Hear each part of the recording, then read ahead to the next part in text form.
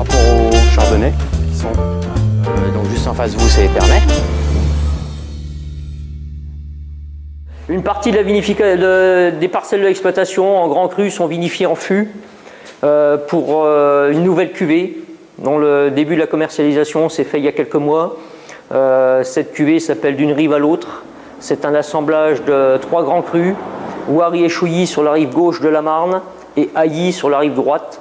L'assemblage est 50% Pinot, 50% Chardonnay. Ce sont donc des vins qui ont fermenté en fût, qui n'ont pas été filtrés, qui ne sont pas passés au froid et que je propose avec un dosage extra brut.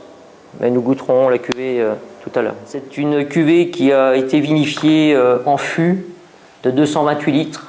Alors des fûts qui ont 3 vins.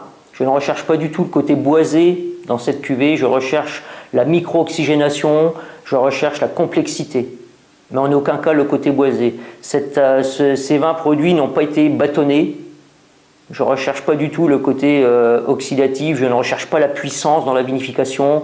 Ce que je souhaite, c'est vraiment beaucoup de complexité, de la finesse, le côté fruité du pinot noir, la finesse du chardonnay, et vraiment une puissance amenée par une complexité plus qu'une puissance, plus que la puissance. Il y a un très bel équilibre, c'est long, c'est riche, il y a une belle acidité en fin de bouche. C'est une cuvée qui est proposée en extra brut, donc avec un dosage à 5 grammes par litre. C'est pour respecter le produit vraiment jusqu'au bout. Oui, alors l'origine c'est d'avoir des vignes en grand cru. Je voulais faire autre chose. Avant, ces parcelles-là rentraient dans le Special Club et je me suis dit pourquoi ne pas faire une nouvelle cuvée qui sorte vraiment de ce que je peux produire jusqu'à aujourd'hui, qui soit très différente, avec beaucoup de complexité. Et je me suis dit pourquoi ne pas vinifier ces grands terroirs en fût pour sortir quelque chose de totalement différent.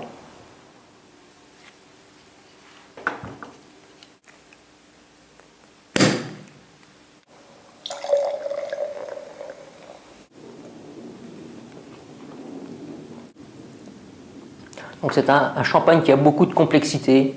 J'allais dire c'est un vin plus qu'au départ, mais c'est vraiment énormément très complexe. C'est riche en bouche, c'est fin, et il y a une belle acidité qui vient en finale rafraîchir et allonger cette bouche vraiment de manière très intéressante.